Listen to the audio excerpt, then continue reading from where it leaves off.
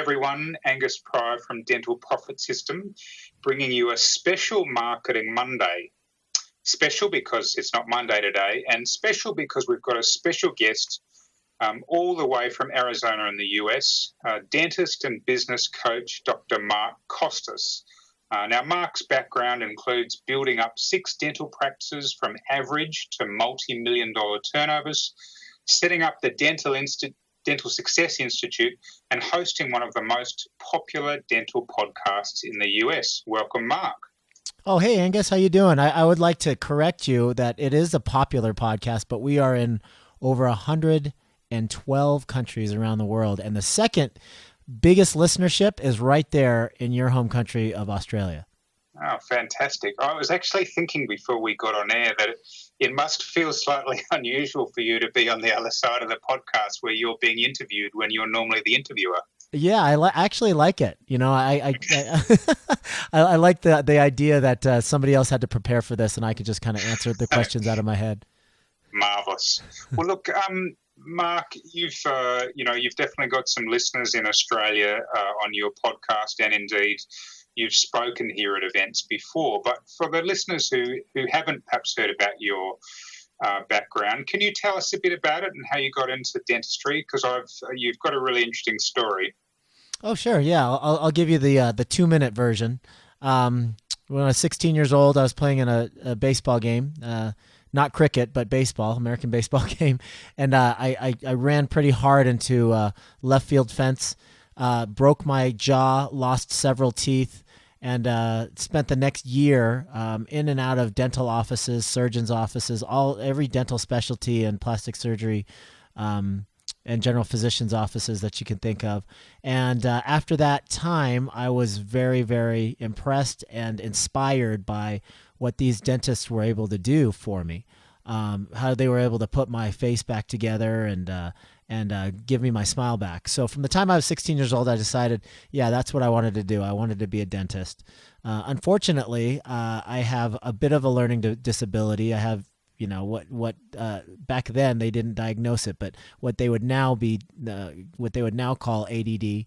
So I had a little bit difficult time taking standardized tests, and I just test taking and academics didn't come naturally for me, but I was really driven to accomplish this goal of becoming a dentist.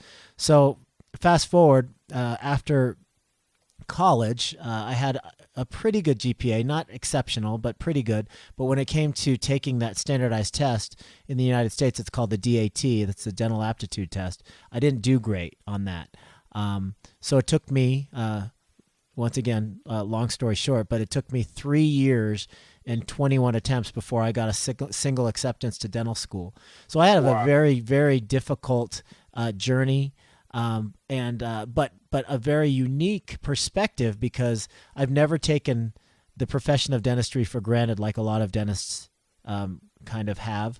And I realize what it's like to not be a professional and try to make a good living. So, that kind of started me on a path of entrepreneurship and multiple practice ownership. When I graduated from dental school, I worked as an associate for a year, and then I went on to purchase my first practice, which turned into 2, and then 3, and then 4, and then 5, and then 6. I eventually sold 4 of them for multiple 7 figures, and then worked as a multiple practice owner for a fair amount of time, until I finally started realizing that I had a lot to share as far as my story and what I was able to do to build up these successful practices. So that's kind of what led me to the coaching and consulting world. I'm still a full-time practicing dentist. We're in growth mode again. The plan is to pick up another 6 or 7 practices this year, which will get me over 10 practices of ownership right now this year. And then we intend to grow those to about 15 to 20 practices over the next 3 years. So that's where I'm at, and that's just a bit about my journey. Goodness me! Well, that's quite a story. Hopefully not every dentist listening to this has had their first interest in dentistry by breaking their jaw and knocking their teeth out. Yeah, it's kind of unique. And the funny thing is, Angus, is that it was in Los Angeles. This is where I went to high school. The Los Angeles Times was there, which is a pretty big newspaper, and we had a couple major league prospects on my baseball team. So they had reporters and photographers there, and they actually captured the collision with a camera, and they had a 3 still shots of me actually hitting the fence face first, and that went on the front page of the Los Angeles Times the next day. So I was famous for the wrong reason. Wow. Well, there you go. Yeah, I don't think I can compete with that. Now, Mark, I've recently read your book, Pillars of Dental Success, which I might add I found just fascinating reading. Honestly, I think I read it in about 3 days. It was really compelling reading. And, for the listeners, I'm not actually a dentist, but I just found your story so interesting. One of the things that struck me that the listeners would be interested in is that you talked about building these dental practices up, I think 6 so far, where they had, pretty so-so returns, and you were able to build a number of them up over $1 million each in turnover. And I guess I just wondered, how were you able to do this?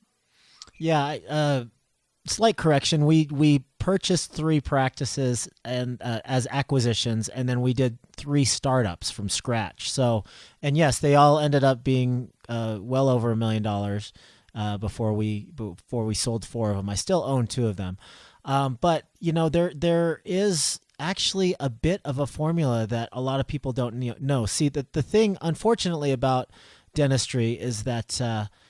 Well, fortunately and unfortunately, you have to be a bit of an entrepreneur, and you have to have a bit of business sense about you to be able to create a successful dental business. And I call that a dental business rather than a practice on purpose. And we have so much to learn in a short period of time during dental school that the business side of things really gets kind of passed over.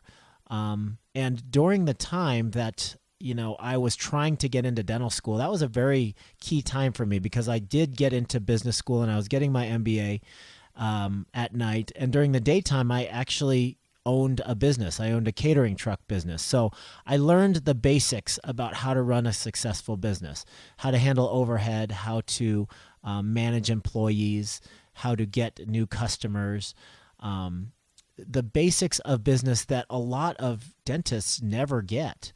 So, you graduate from dental school, and then you are out in the real world trying to manage this brand new business that you've created.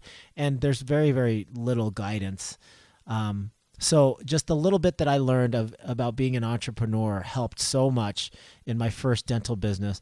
And while I was working as an associate the first year as an employee, I really took the time to get in there and shadow the office manager. I learned everything about how to process dental insurance, how to pay for staff payroll, and how to look at a profit and loss statement and a balance sheet.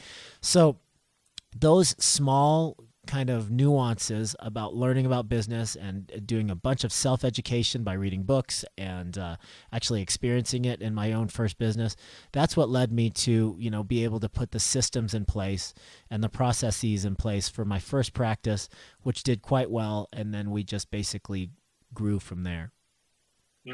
Okay. Now, look, I imagine that, and we'll get into the detail a little bit of some of those elements, but I imagine some of the listeners are thinking, well, kind of that's all well and good in the US, but how effectively does this sort of thing work in Australia? Any thoughts on that? Yeah, it's a great question. I have more than a handful of clients that actually live and practice in Australia. So we have basically proven that these systems work anywhere in the world. We have clients literally all over the world: Canada, Europe, Australia, New Zealand, Jamaica, many different countries in the world. And business is business. Overhead is overhead. Profitability is profitability.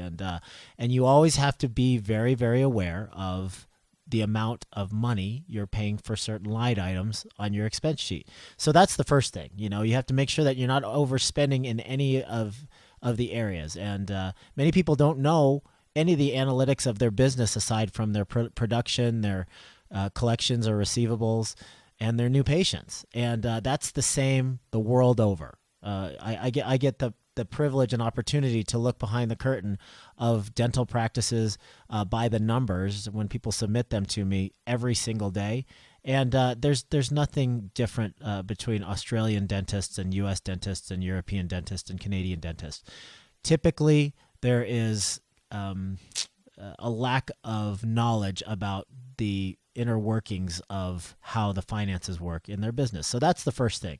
The next thing is that systemization is very, very important. To be able to have a team that runs based on a set of tangible and recorded systems is very, very important to get any type of, I guess, consistent customer experience, consistently positive customer experience.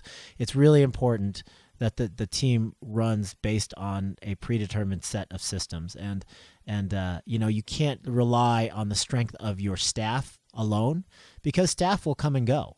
But if you rely on the strength of your systems and then you have the staff run your systems, they can be an average set of people with an exceptional set of systems, and you'll have an exceptional practice. Interesting. I hesitate to make this analogy, but the fact is my 19-year-old son is going through management training at McDonald's. And as I say, I hesitate to mention okay. Uh-huh. But the one thing about McDonald's, like them or loathe them, is that their business systems are incredible. Look, he brought home the manual yesterday, and I'm reading it like a 5-year-old. It was fascinating to me. And I did a shift at Macca's for a charity day a few years back, and it's exactly like you said. I mean, I was working with a bunch of teenagers. They weren't super engaged. They really weren't. But it was the systems that caused everything just to work, and for people to, you get served quickly and it's pretty predictable, the service, et cetera, et cetera. So I can really see how that makes a lot of sense. I'm so glad you brought up that analogy, Angus, because, required reading when you work with me, there's 3 books that are required reading when you work with me. The number 1 is The E-Myth by Michael Gerber. Number 2, just read it again. Yep. Number 2 is Extreme Ownership by Jocko Willink, which is about leadership. That's brilliant. I love that. I've even got it on audiobook. I like that one so much. Absolutely. And the third one is The Fred Factor, about extreme customer service. Okay, so those are the 3. But if you go back to the one that you were saying that you just reread, that's The E-Myth by Michael Gerber. Yeah. His example that he uses as the perfect systemized business, the most successful, what they call themselves is the most successful small business in the world, and that is McDonald's. And it's not because they have the best product in the world. We all know this. It's because their systems are so strong, and there's such a level of consistency, no matter which McDonald's that you go to, that it is the strongest franchise in the entire world. And Michael Gerber talks more about a franchise prototype. Even if you have a single location, you want to act as if you want to expand your single business into a chain of 5,000. And that's the way you have to look at your dental practice when you're putting your systems together. Great analogy. And it brings me back to that great book, The E-Myth by Michael Gerber. Yeah, no, it's funny. I read it a couple of years ago, and I've literally just reread it in the last month. But I haven't read The Fred Factor, Mark, so that's clearly my homework. Yeah, great book too. Preparing for this interview, I spoke to a number of my clients, and I said, look, I've got this interview with Mark Costes. If there was one question you could ask him, what would it be? So I've got a few of these coming up, and I'm going to do a shout out to Dr. Malik for this first question. So just talking about taking over a new practice, because you mentioned that some of those you built from scratch and some of those you actually took over. What are some of the challenges that you can face taking over a new practice, and how do you manage those for the best outcome? Oh, it's a great question. So the challenges, I think the biggest challenge when you're taking over a new practice is getting the team on board, identifying what the culture is, and gauging the strengths and weaknesses of the culture, how the team is interacting with the existing patient base, and really seeing if they have any systems in place to begin with, and if they don't, how to integrate those into a team without alienating that team. Now, of course, they're often, I mean, I've never done any kind of transition where there wasn't at least one team member that that was difficult to work with, that was perhaps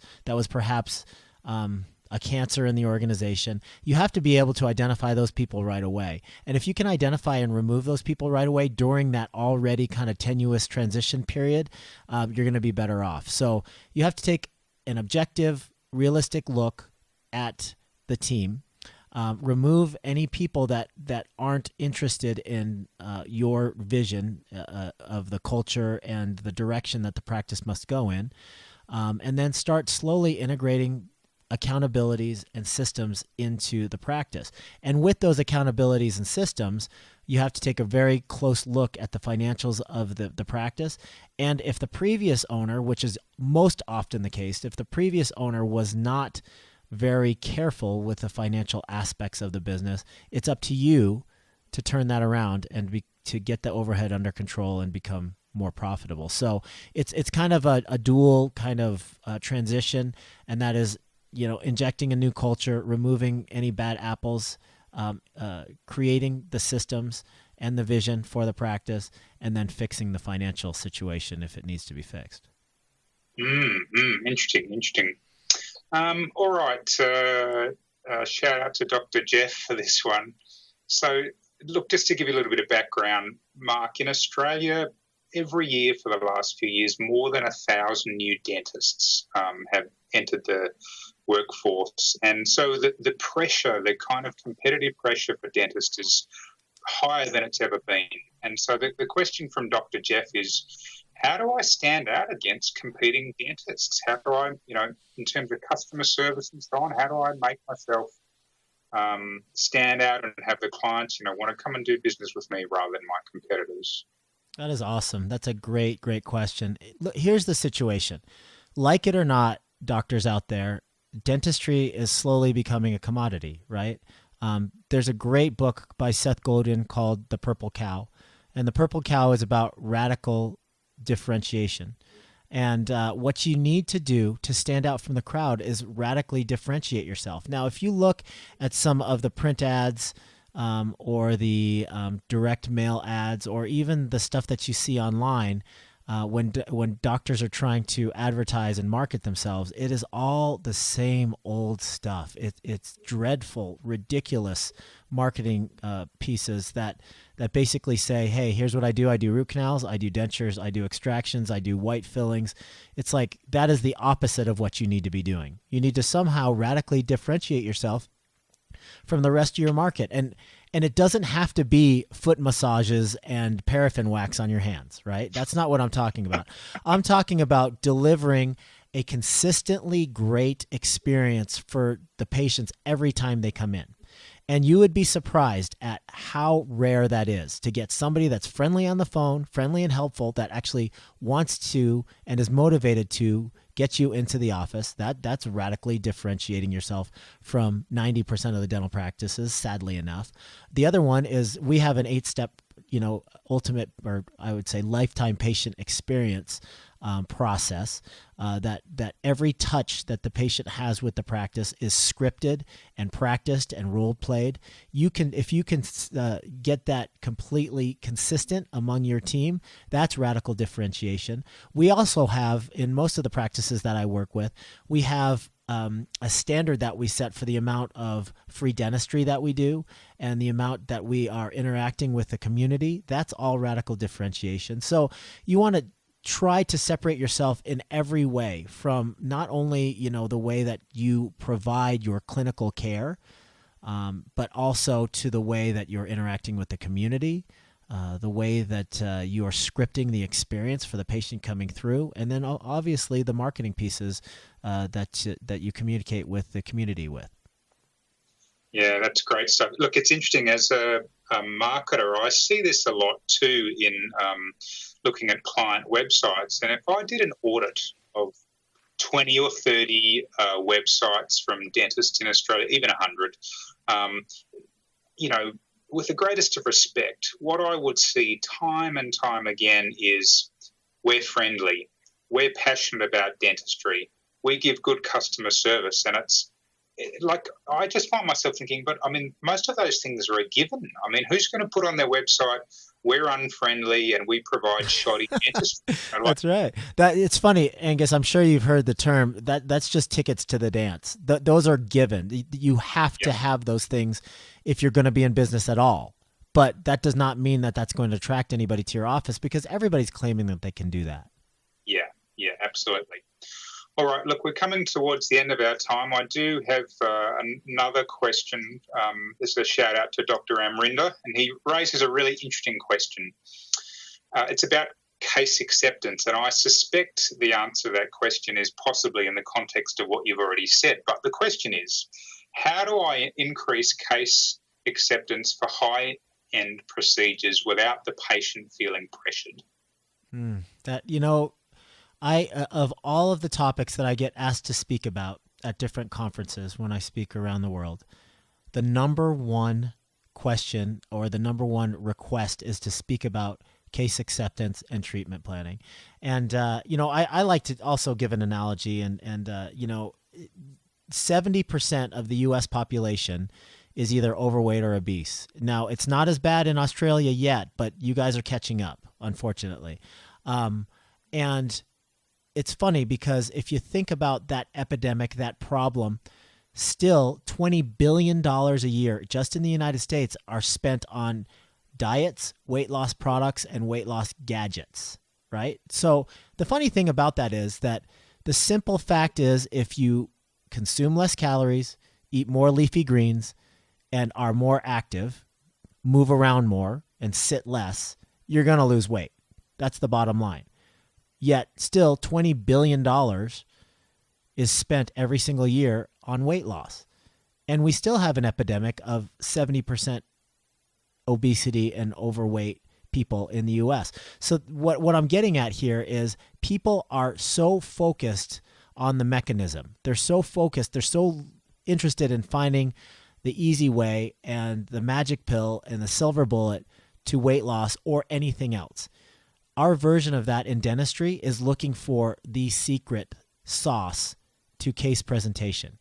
The bottom line is you have to be nice to the patients, you have to build rapport, and you have to have a very, very consistent patient experience, because from the time that a new patient walks in the door to the time that you're presenting them a treatment plan, which may be several $1,000s, you have to somehow build enough trust in them for them to say yes. Now, that's a tall order, but if you don't intentionally seek some sort of method to build rapport quickly and build trust quickly, you're never, ever going to sell the case. And that doesn't mean dazzling them with scientific words. That doesn't mean having the best computer program that shows animation for, what their the end result is going to look like after a big case. None of those things matter to the patient. They need to know that you care about them, and they need to know that you are the right person to do this work. So I go back to my analogy. There is no secret sauce. There's no one way. There's no one sentence that you have to say in order for people to say yes to treatment. It is a feeling. It's a trust. It's a rapport that you build. And it's knowing how to talk to people and how to treat people. And there's a lot to that. And, I can speak for hours about it. But it is, in a nutshell, there's no secret sauce. It's about building rapport. Interesting.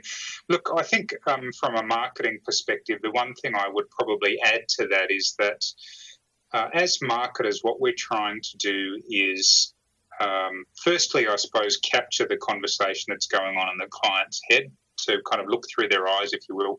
But the main thing I would say is about actually selling the result rather than the process.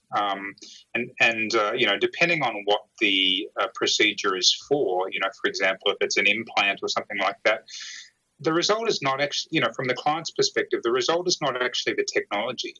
The result is that they can bite into an apple and not be worried about a tooth falling out. The result is that they can smile and feel confident. It's So it's interesting. I mean, I've worked in with healthcare professionals for the last 10 years across a range of fields, and often we're so sort of focused on the technical side and, the excellence in our healthcare and the science, which is great. But at the end of the day, that's not what the client's buying. And certainly that building rapport and the care is really critical too. I love it. Great addition to that answer. Thank you. Now, Mark, look, you're in Australia next month for the Dental Success Summit. Can you tell people a little bit about the summit? Who's it for, and what's going to be covered? Yeah, we just recently had our Dental Success Summit here in the States. There was about 250 dentists in the room, and it was our fourth annual. This is the first time we've taken it international on the road because, we have so many followers in your neck of the woods. We thought we'd bring the information directly to them. The Dental Success Summit has evolved over the years as dentistry has evolved over the years. And what I like to cover during the Dental Success Summit is how to take a practice that could be potentially chaotic or rudderless, or potentially is doing quite well, but there's no vision in place for the CEO, the dentist, and create a vision, a set of systems, an operations manual, so that everybody in that practice is on the same page. It also gives the dentist the opportunity to get kind of the information necessary that maybe they were never taught about the financial reality of their practice and how they could become hugely more profitable without doing any more dentistry, just by watching the bottom line of their practice. So I like to call it, an unconference, because it's so unlike all other dental conferences. We don't hand out a bunch of fluff. We're not interested in giving a bunch of theory, but we're giving tangible, actionable strategies that all of the attendees can walk out of the room with and implement Monday morning. It's going to give you a much better understanding about your business and how to make it grow, get it closer to your ideal practice, for sure. Okay. Actually, it's interesting. Before, I guess after we met, around the time we first met, I spoke to a number of dentists in Australia who'd seen you last time you were out here, and one of them was almost incredulous. He said, "I can't believe what he told us." He basically threw back the covers and said, here it is, here's how it all works. And I think the notion that people can come away from the event and go, yep, I've got a list of practical stuff that I can implement straight away that's going to make a difference. That's got to be invaluable. I'm a bona fide CE junkie. I'm a continuing education junkie, Angus, and I've been to so few conferences where I could walk out of there and say, okay, this is exactly what we're going to do. Usually I leave with more questions than answers.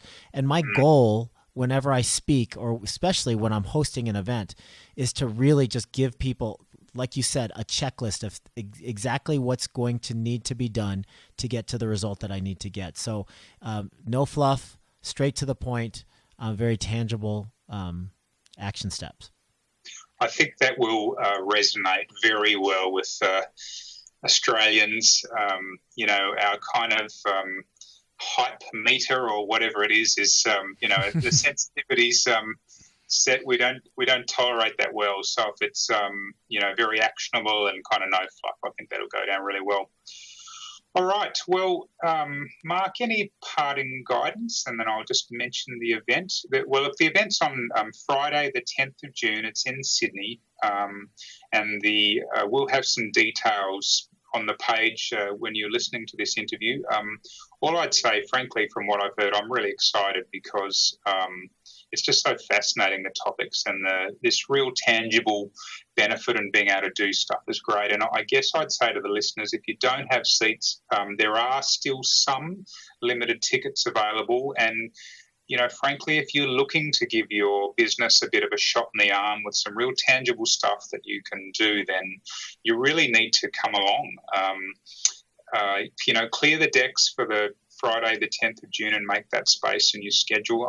Mark, I believe that included, apart from all the education, the customers are being fed and watered as well. Is this true? That's true. Yeah, we're going to have breakfast and lunch and happy hour. Wow. I don't know if you guys have happy hour or if you call it happy hour. Well, it's my favorite hour of the day, and we will have cocktails as well. Any parting words, like you said? I just am really excited to get there to your country. It was the last time I spoke there was just an incredible experience. I got such a warm welcome, and people were so surprised by the openness and the amount of information that was given. And I want to up the game. I want to give everybody everything that they need, all of the tools and tactics and strategies that they need really to take their practice to the next level.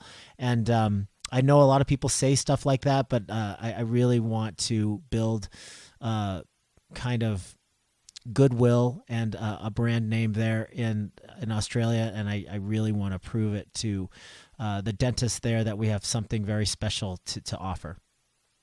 Fantastic. Well, look, thanks so much for your time, Mark. I know you've got a crazy schedule between now and when you come out, so good luck with all that. And look, as I say, finally for the listeners, the details are below. Just click on the link. If you can do anything to get to the event, it sounds like this is realistically probably the best opportunity you have this year to be working on your business in a way never before. Thanks again for your time, Mark. Thank you so much, Angus. We'll talk to you soon.